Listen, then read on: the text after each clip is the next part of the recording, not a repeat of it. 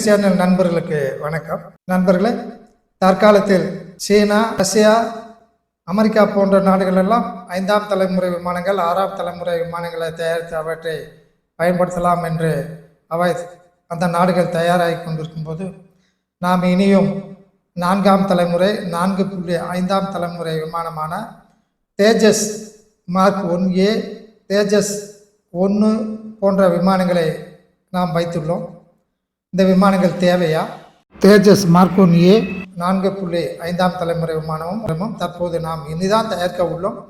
32 எண்கள் தேஜஸ் மார்க் 1 விமானங்களை கடந்த ஒரு 10 ஆண்டுகளாக நாம் பயன்படுத்தி வருகிறோம். இந்த விமானங்கள் சீனாவிடம் உள்ள J-20 என்ற ஸ்டெல்தி விமானத்துடன், தற்போது அதை தயாரித்து வரும் J-35 என்ற ஸ்டெல்தி விமானத்துடன், தற்போது தயாரித்து வெளியிட்டுள்ள J-36, J-50 என்ற 6ஆம் தலைமுறை விமானத்துடன் நமது 4.5ஆம் தலைமுறை விமானமான தேஜஸ் 1 என்ற விமானம் சென்று போட்டியிட முடியுமா நண்பர்களே? இந்த விமானம் நமக்கு தேவைதானா என்ற கேள்விகள் நமது இன்றைய நியூஸ் சேனல் நண்பர்களுக்கு மனதில் எழலாம். நண்பர்களே, இன்றைய நியூஸ் வீடியோ சேனலுக்கு சப்ஸ்கிரைப் செய்யாத நண்பர்கள் தயவு செய்து சப்ஸ்கிரைப் செய்து கொள்ள முடியும். கீழே உள்ள லைக் பட்டனை அழுத்தி லைக் செய்து கொள்ள முடியும் அன்புடன் கேட்டுக்கொள்கிறேன்.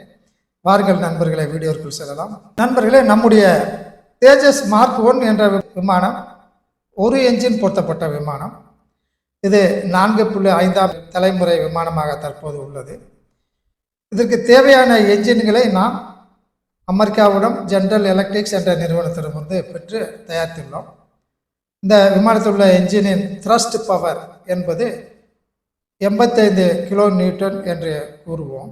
இந்த விமானத்தில் முதலில் சாதாரண ரேடாரை தான் நாம் பொருத்தி பயன்படுத்தினோம். ஆனால் ஒரு விமானம் அதிக தொலைவிற்கு செல்ல வேண்டும் என்றால், அதிக தொலைவில் உள்ள இலக்குகளை கண்டறிய வேண்டும் என்றால், அதிக தொலைவில் உள்ள இலக்குகளை தாக்குவதற்கு தான் வைத்துள்ள ஆயுதங்களை பயன்படுத்த வேண்டும் என்றால், அதற்கு மிக திறமையான அதிக தொலைவில் பார்க்கக்கூடிய ரேடார்கள் நமக்கு தேவை. ஆகவே இஸ்ரேல் நாட்டிலிருந்து எல்டா என்ற நிறுவனம் தயாரித்த ரேடாரை நாம் வாங்கி தற்போது நமது தேஜஸ் மார்க் 1, தேஜஸ் மார்க் 1A போன்ற விமானங்களில் பயன்படுத்தி வருகிறோம். நண்பர்கள், தேஜஸ் மார்க் 1A என்ற விமானத்தில் முதல் 45 விமானங்கள் எல்டாஸ் என்ற இஸ்ரேல் நாட்டின் நிறுவனம் தயாரித்த ரேடாரை நாம் பயன்படுத்துவதோடு 41வது விமானத்திலிருந்து, ஏனென்றால் நாம் 83 விமானங்கள் தேஜஸ் மார்க் 1A விமானங்களையும் அதற்கு அடுத்தபடியாக 97 விமானங்களையும் நாம் தயாரிக்க உள்ளோம். மொத்தம் 200 விமானங்களை நாம் தயாரிக்க உள்ளோம். அவற்றில் முதல் 41 விமானத்தில் இஸ்ரேல் நாட்டின் எல்டா விமானமும், அதற்கடுத்து தயாரிக்கக்கூடிய விமானத்தில் நமது உள்நாட்டிலேயே தயாரிக்கப்பட்ட எல்டா என்ற நிறுவனம் தயாரித்த ரேடாரை விட மிக அதிக பவர் உள்ள உத்தம் ரேடார் என்ற ரேடாரை நாம் உள்நாட்டிலே தயாரித்துள்ளோம். அதை பயன்படுத்த உள்ளோம். நண்பர்களே, இந்த நமது தேஜஸ் மார்க் 1 என்ற விமானத்தை பற்றி நாம் சற்று பார்ப்போம். இது நமக்கு தேவையா? நண்பர்களே, இந்த தேஜஸ் மார்க் 1 விமானத்தை அதிக பவர் உள்ள விமானமாக நாம் தற்போது மாற்றிவிட்டோம். நண்பர்களே, இஸ்ரேல் நாட்டிலிருந்து பெறப்பட்ட நமது உள்நாட்டிலேயே தயாரிக்கக்கூடிய எல்டாஸ் வகை ரேடார்களை பயன்படுத்தி விட்டோம். இவை 120 கிலோமீட்டர் வரை இருக்கக்கூடிய இலக்குகளை விமானிக்கு மிக துரிதமாக காட்டி கொண்டிருக்கும். ஆகவே எதிரில் என்ன இலக்கு இருக்கிறது என்பதனையும், அது மட்டும் இல்லாமல் ஒரு நேரத்தில் 60க்கும் மேற்பட்ட இலக்குகளை காட்டி கொண்டிருக்கும். இவற்றில் நாம் 6க்கும் மேற்பட்ட இலக்குகளை ஒரே நேரத்தில் நாம் தாக்க முடியும் இந்த தேஜஸ் 1 என்ற விமானத்தை வைத்து. நண்பர்களே, ஏற்கனவே நமது இன்றைய நியூஸ் வீடியோ சேனலில் நமது தேஜஸ் மார்க் 1 விமானம் சீனாவின் JF-17 விமானத்தை தாக்குவதற்கு லாக் செய்தது என்ற வீடியோ ஒன்று வெளியிட்டுள்ளோம். அதை தயவு செய்து பார்க்காத நண்பர்கள் பார்த்துட்டும்படி கேட்டுக்கொள்கிறேன். ஆகவே மிக சிறந்த ரேடார் நமது தேஜஸ் மார்க் 1 விமானத்தில் பொருத்தப்பட்டுள்ளது. அதே வகையிலான ரேடார்களும் தேஜஸ் மார்க் 1A தற்போது அடுத்த மாதம் வெளியிடப்பட உள்ளது, விமானப்படையில் சேர்க்கப்பட உள்ளது. அவற்றிலும் அதை நாம் பயன்படுத்தியுள்ளோம். இரண்டாவதாக, மிக சிறந்த எலக்ட்ரானிக் வார்ஃபேர் சூட் பயன்படுத்தப்பட்டுள்ளது.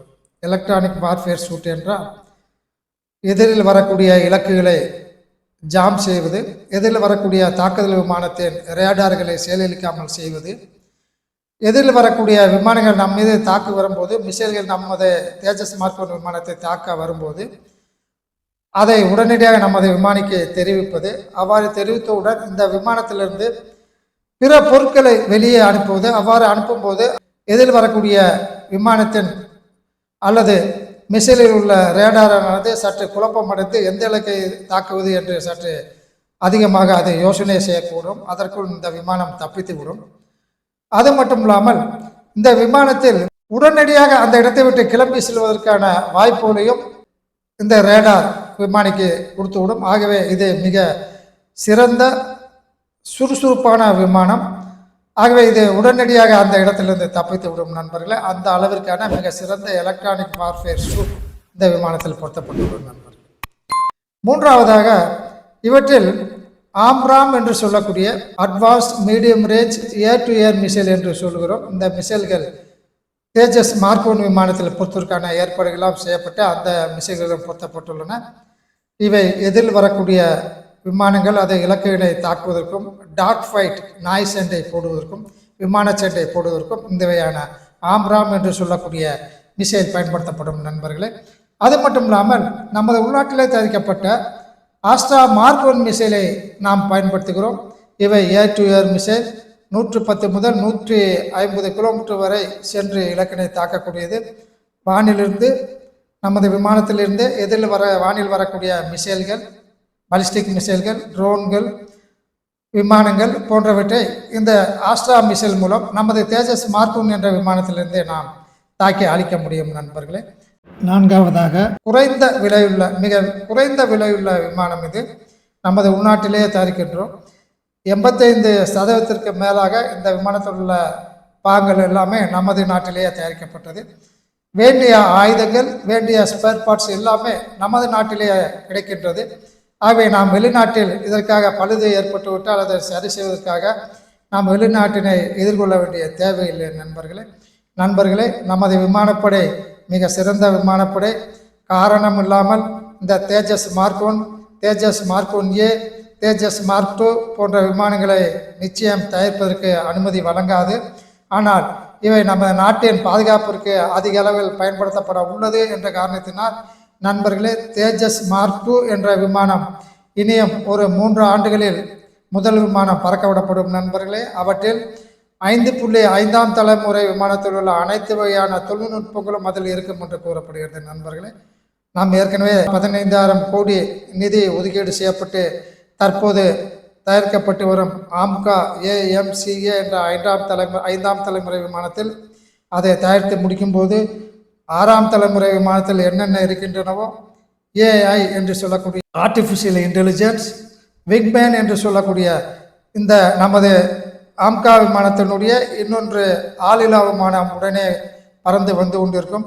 அதை நமது விமானத்திற்கு முன்னேயே சென்று அங்கு கீழே தரையிலும் வானத்திலும் என்னென்ன நடந்து கொண்டிருக்கின்றன, எங்கெங்கு இலக்குகள் உள்ளன, என்னென்ன வந்து கொண்டிருக்கின்றன என்பதனையெல்லாம் நமது விமானிக்கு காட்டி கொண்டிருக்கும். நமது விமானத்திலிருந்து ஆயுதங்களை அனுப்பி அவற்றை தாக்குவதை விட இந்த நமது விமானத்துடன் பறந்து வந்து கொண்டிருக்கக்கூடிய லாயல் விங்மேன் என்று சொல்லக்கூடிய அந்த ஆளில்லா விமானத்தை வைத்தே நாம் அந்த இலக்குகளை தாக்கிவிட முடியும் நண்பர்களே. அந்தளவுக்கான ஏற்பாடுகள் செய்யப்பட்டு வருகின்றன. ஆகவே நம்மிடம் தற்போது உள்ள தேஜஸ் மார்க் 1 என்ற விமானம் மிக மிக சிறந்த விமானம்.